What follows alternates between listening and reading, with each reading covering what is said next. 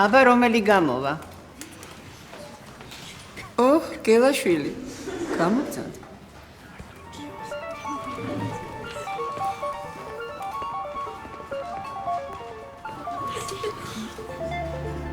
ეს საქართველო ყველაზე ჯიუტი ადამიანების ქვეყანა.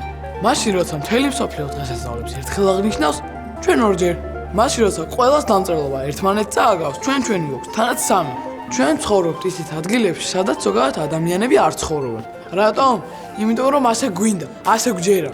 ერთი ჩვენი პოეტი ისე გაჯიუტა, რომ 1679 სტროფი დაწერა და ჩვენც ჯიუტად არ ვიზებია. სიმღერაში ჯიუტები ვართ, ყველა თავის ხმას ხვერს. შეიძლება სიმართლის თქმაშიც ისე გავჯიუტეთ, რომ ქვეყნის სიძულვილით დაგვაბრალონ, ბრიყვებმა დაგვაბრალონ.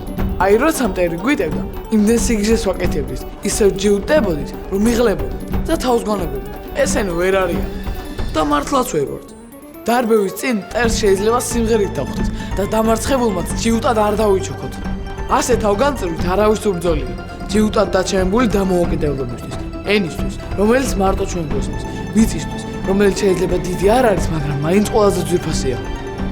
ალბათ ამ სიჯიუტენ მოგიყვანა აქამდე, თორემ ისეთ გარემოში ვიყავით, ჯიუტის გარდა ვერავინ გადარჩეული. დღეს ჩვენი დღეა. ყველაზე ჯიუტი, ყველაზე თავნება და ყველაზე დამოუკიდებელი ხალხის დღე, რომლებიც საუკუნეებია ასე ჯიუტად ვამტკიცებთ, რომ შეუძლებელი შეგვიძლია. მთავარია გვჯეროდეს.